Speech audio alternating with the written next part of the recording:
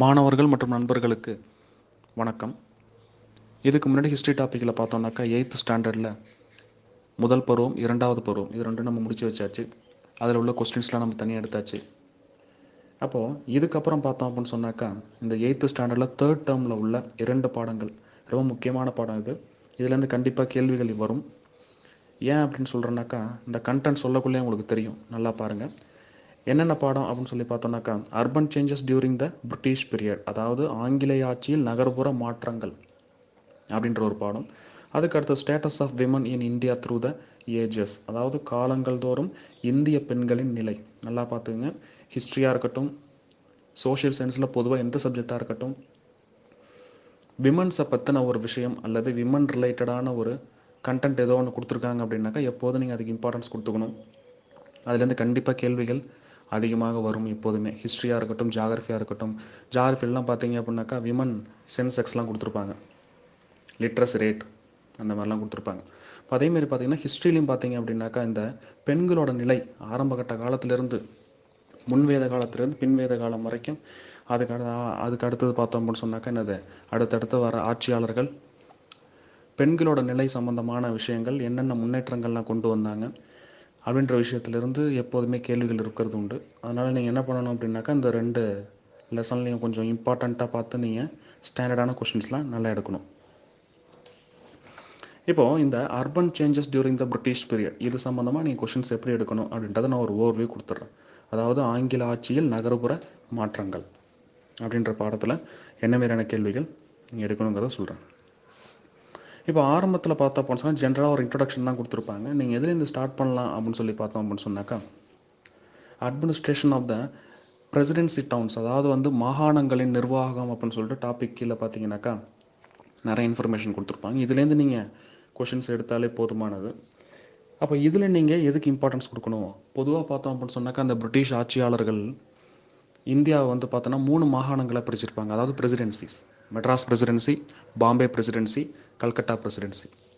இதை தவிர ஒரு சில சின்ன சின்ன மாகாணங்கள்லாம் இருக்கும். ஆனால் அதெல்லாம் அந்தளவுக்கு இம்பார்ட்டன்ட் கிடையாது. அவங்களோட அட்மினிஸ்ட்ரேஷனை பொறுத்தவரை இப்போ இந்தியாவில் பார்த்தோம் அப்படின்னு சொன்னாக்கா 28 ஸ்டேட்ஸ் இருக்கா. அதேமாரி பார்த்தோம்னாக்கா அவங்களுக்கு பிரிட்டிஷ் இருந்தப்போ பார்த்தோம் அப்படின்னு சொன்னாக்கா 3 மாகாணங்கள், அதாவது பெரிய பெரிய மாகாணங்களாக பிரித்து வச்சுருந்தாங்க. ஒவ்வொரு மாவட்டம் மாரின்னு வச்சிங்களேன். அப்போது அந்த மாகாணங்கள்லாம் எப்படி உருவானுச்சு, யாருக்கிட்ட இருந்து அந்த லேண்டை வாங்கினாங்க. இப்போ பொதுவாக பார்த்தோம் அப்படின்னு சொன்னாக்கா அந்த மெட்ராஸ் அப்படின்ற பகுதி, நம்மளாம் மெட்ராஸ் டே கொண்டாடுவோம். அப்போது ஏன் அந்த டே கொண்டாடுறாங்க அப்படின்னு சொன்னாக்கா அந்த டேட்டில் தான் பார்த்தோன்னாக்கா மெட்ராஸ் உருவானதாக சொல்லுவாங்க. அப்போ மெட்ராஸ் உருவானுச்சு அப்படின்னாக்கா எந்த மன்னர்கிட்டேருந்து அந்த லேண்டை வாங்குறாங்க. பிரிட்டிஷ், அதுவும் குறிப்பாக பிரிட்டிஷில் ஒரு குறிப்பிட்ட நபர் அந்த லேண்டை வாங்குவார், எந்த வருடம் வாங்கினார் அப்படின்ற டீட்டெயில்ஸ் பூரா பார்த்தோன்னாக்கா இந்த டாபிக்ஸ் கீழே இருக்கும். அதுக்கு அடுத்தது பார்த்தோன்னாக்கா இந்த மதராசப்பட்டினம்னு சொல்லுவாங்க. இந்த மெட்ராஸை பார்த்தோன்னாக்கா இப்போ சென்னை, இதுக்கு முன்னாடி மெட்ராஸ். அப்போ அந்த காலகட்டத்தில் பார்த்தோன்னா அந்த மதராசப்பட்டினம் அப்படின்ற ஒரு வார்த்தை. அப்போ அந்த மதராசப்பட்டினம் அப்படின்ற வார்த்தை உருவானது, எப்படி உருவானது அப்படின்ற விஷயங்கள் பூரா இந்த பாடத்தில் இருக்கும்.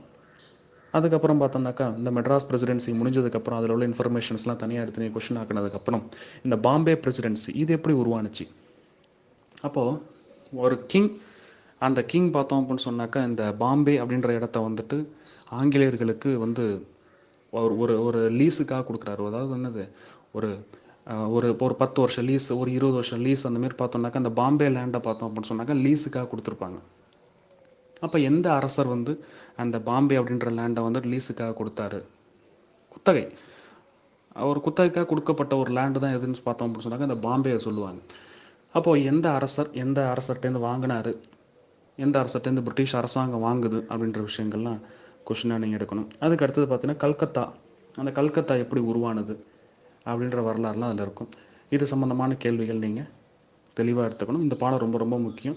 குறிப்பாக அந்த மாகாணங்களின் உருவாக்கம், இந்த மாகாணங்கள் எந்த லேண்டு யாருக்கிட்டேருந்து வாங்கினாங்க, எந்த வருடம் வாங்கினாங்க, பிரிட்டிஷ் வாங்கினாங்க அப்படின்ற விஷயங்கள்லாம் நீங்கள் நல்லா தரவாக பார்த்துக்கணும். இதுலேருந்து கண்டிப்பாக கேள்விகள் வரும். அதுக்கு அடுத்த பாடமாக பார்த்தோம் அப்படின்னாக்கா status of women in India through the ages. இந்த பாடம் ரொம்ப ரொம்ப ரொம்ப முக்கியம். ஏன் அப்படின்னாக்கா எப்போவுமே வரலாறில் விமன் ரிலேட்டடான ஏதோ ஒரு விஷயம் வருது அப்படின்னு சொன்னாக்கா அந்த பாடத்துக்கு எப்போதும் நீங்கள் இம்பார்ட்டன்ஸ் கொடுத்துக்கணும். ஏன்னா கேள்விகள் அதிலேருந்து கண்டிப்பாக இருக்கும். சரிங்களா? அதேமாரி பார்த்தோம்னாக்கா இந்த பாடம் ரொம்பவே முக்கியமானது. அப்போது இந்த பெண்களோட வளர்ச்சி ஆரம்பகட்ட காலத்தில் பார்த்தோம் அப்படின்னு சொன்னாக்கா இந்த ரிக்வேத காலம்னு சொல்லுவாங்க.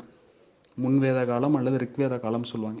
அந்த காலத்தில் வந்து பெண்களுக்கு முன்னுரிமை கொடுத்து தான் வச்சுருந்தாங்க. அதுக்கப்புறம் பின்வேத காலத்திலேருந்து பார்த்தோம் அப்படின்னு சொன்னாக்கா, முகலாயர்கள் காலம் வரைக்கும் பார்த்தீங்கன்னாக்கா பெண்களுக்கு அந்த அளவுக்கு இம்பார்ட்டன்ஸ் கொடுத்துருக்க மாட்டாங்க. கொடுத்துருப்பாங்க, ஒரு சில அரசர் அந்த காலகட்டத்தில் கொடுத்துருப்பாங்க. அதுக்கப்புறம் திரும்ப அது நிராகரிக்கப்படும். அதுக்கு அடுத்தது பார்த்தோன்னாக்கா, இந்த பிரிட்டிஷ் வந்ததுக்கப்புறம் பார்த்திங்கன்னா ஒரு சில விஷயங்கள், ஒரு சில மூட நம்பிக்கைகள், இதனால் பாதிப்படைகிற பெண்களுக்கு ஒரு சில சட்டங்கள் மூலயமா அவங்கள வந்து என்ன பண்ணியிருப்பாங்கன்னாக்கா ப்ரொடெக்ட் பண்ணி வச்சுருப்பாங்க. அப்போ அந்த மாதிரியான விஷயங்கள் பூரா இந்த பாடத்தில் இருக்கும். ஆகவே ஒரு சில சீர்திருத்தவாதிகள், குறிப்பாக சொல்ல போனோம் அப்படின்னு சொன்னாக்கா, இந்த ராஜாராம் மோகன் ராய், ஈஸ்வர் சந்திர வித்யாசாகர், கோபாலகிருஷ்ண கோகுலே, அப்புறம் வீரசலிங்கம், மகாதேவ கோவிந்த ரணடே, பிஎம் மலபாரி, பெரியார் அவர்கள், இவங்கள மாரியான ஊரில் சோஷியல் ரிஃபார்மர்ஸ்னு சொல்லுவாங்க. அதாவது வந்து சமூக சீர்திருத்தவாதி அப்படின்னு சொல்லுவாங்க.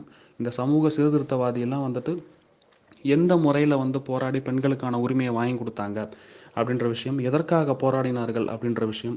அடுத்தது பார்த்தோன்னாக்கா இந்த மூவலூர் ராமாமிர்தம் அம்மையார் அவங்களாம் இருப்பாங்க.